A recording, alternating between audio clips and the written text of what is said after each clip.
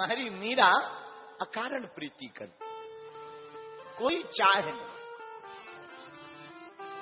वो ये कहती नहीं कि मुझे तुम दर्शन दो, वो बताती है दरस बिन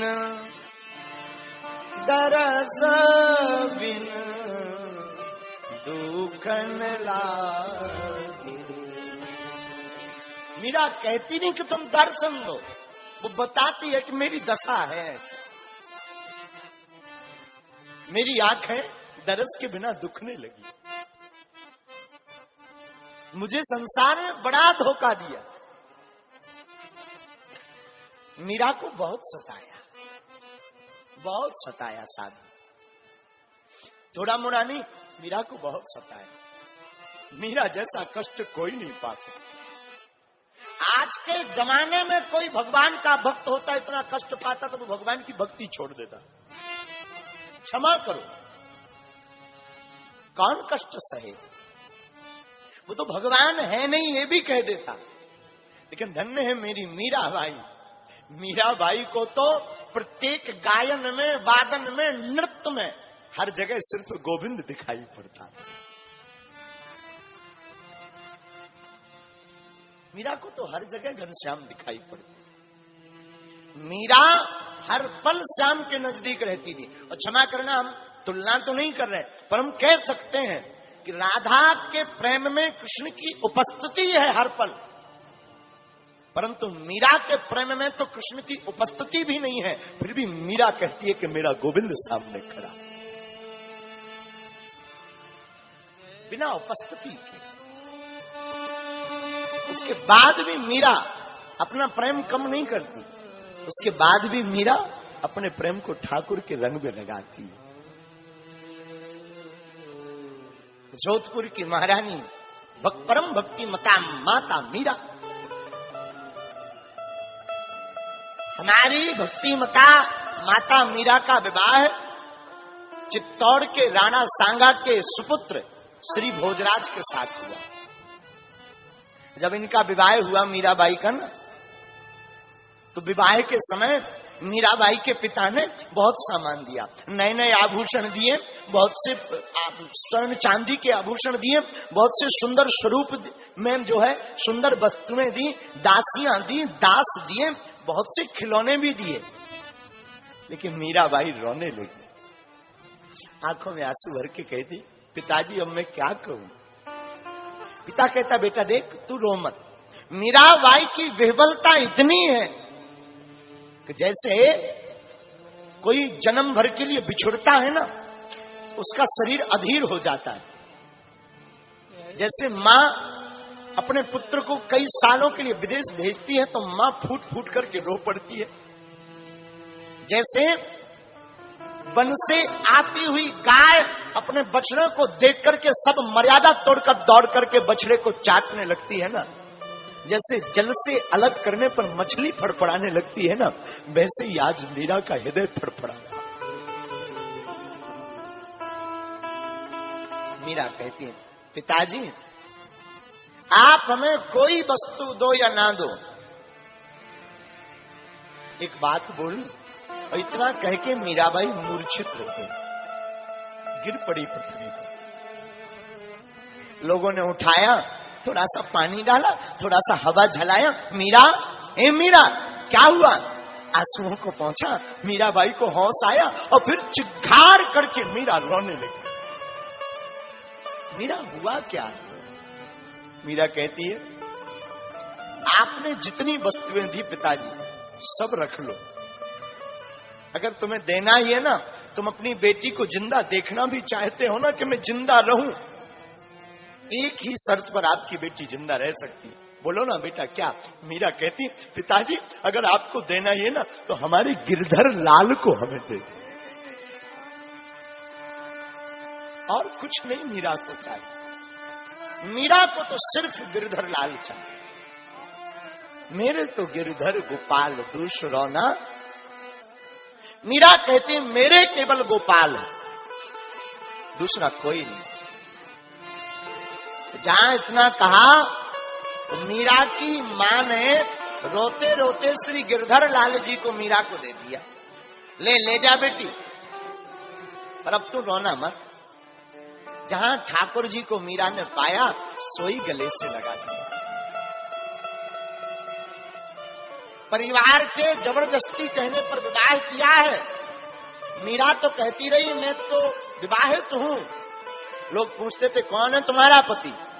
जाके सिर मोर मुकुट मेरो पति सोई। मीरा कहती जिसके सिर पर मोर मुकुट है वही हमारा पति है। आहा, हाथ में श्री गुरुधर गोपाल लिए मीरा रोती रोती चली जा रही। चित्तौड़ के नगर में प्रवेश हुए तो विवाह के आगमन पर माताएं बड़ी प्रसन्न हुई। बहू को देख करके माताओं ने स्वागत किया, ढोल नगाड़े बजाए, पुष्पों की वर्षा की। लोगों ने सुन तो रखा ही था, बहू आई है, बहू आई है। माताएं भी बड़ी प्रसन्न चित्त हैं। तो जो सास थी मीरा की, उसने मीरा को पकड़ा, चलो बेटी, हाथ पकड़ करके लाई और भोजराज के भवन में पहुंची और पालकी से उतार करके देवी जी के मंदिर में ले गई। देवी जी के मंदिर में ले जाकर के बैठाया, पूजा की तैयारी की। बेटी तुम इनको प्रणाम करो, ये हमारी कुल देवी है, अब आज से यही तुम्हारी रक्षा करेंगी।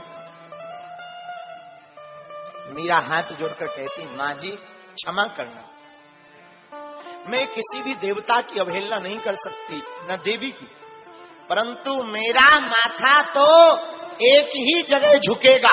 जो झुक चुका है वो केवल हमारे गिरधर गोपाल जी है, दूजा कहीं नहीं झुकेगा। लाखों प्रयत्न करो,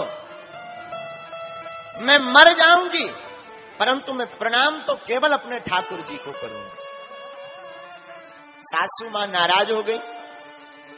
मीरा की ननंद भी बड़ी नाराज हुई, खूब हट किया, लेकिन मीरा ने अपने ठाकुर जी के अलावा किसी को प्रणाम नहीं किया। हम आपको प्रार्थना करें, साधु जी याद रखना, पतिव्रता स्त्री वही है जो अपने पति को छोड़कर पर पुरुष का चिंतन भी ना करे। उसी प्रकार सच्चा और अच्छा भक्ति भी वही है जो अपने इष्ट के अलावा कहीं भी ध्यान ना भटकाए। बंधन सबका करो, जो मिल जाए राम राम सबको करो। गुरु जी कोई महात्मा मिल जाए, महाराज जी दंडवत, हाँ भाई आशीर्वाद, दंडवत सबको करो, प्रणाम सबको करो, लेकिन चित्त में अपने इष्ट को ही रखो। हृदय में अपने इष्ट के अलावा, अपने गुरुदेव के अलावा दूजे को मत रखो। और मीरा तो सिर्फ गोविंद की। एक बात, मीरा का प्रेम शाश्वत है। कलयुग की राधा अगर मीरा को कहा जाए तो अतिशयोक्ति नहीं। हमारी मीरा कलयुग की राधा है, इसलिए तो हमारे गोविंद ने सात शरीर स्वीकार किया है मीरा को। मीरा कहती है मां क्षमा करना, मैं प्रणाम करूंगी तो केवल अपने गिरधर लाल। मां नाराज हो गई, नाराज होकर के मीरा की सासू ने ना अपने भवन में नहीं रहने दिया। एक दूसरा भूतिहा भवन था जहां भूतों का वास था। कई सालों से उस घर में दिया नहीं जला, उसी घर में मीरा को निवास दे दिया। तू यहीं पे रह, ये भूतों का निवास है, अपने आप मर जाएगी, भूत चिपक जाएंगे। लेकिन जो भूत थे वो भी कोई और नहीं, मीरा के ससुराल पक्ष के पूर्वज, मीरा के पति के पूर्वज उसी खंडर में, उसी भवन में रहते थे वो, जिस कारण से सब लोग वो भवन छोड़ करके भाग गए थे। लेकिन मीरा को भेजा था इसलिए कि इसको भूत चिपक जाएंगे। लेकिन भैया जिसे गोविंद चिपका पहले से हो उसे और कौन चिपक सकता है? क्यों महाराज जी, हमारे ठाकुर जी का रंग है सांवला। कैसा रंग है बोलो ना? हमारे ठाकुर जी का रंग है सांवला, और सांवले रंग पर कोई दूजा रंग नहीं चढ़ता है। अब भूत बेचारा करेगा क्या? तो मीरा को भेजा इसलिए था कि भूत चिपक जाएंगे। और मीरा गई और जहां ठाकुर जी को बैठाया और गोविंद के गीत गाए, आंखों में अश्रुधार बह करके, तो जितने भी उसके पितर थे वो सब मीरा को आकर प्रणाम करने लगे कि धन्य है तूने इस कुल में आकर के हमारा भी उद्धार कर दिया।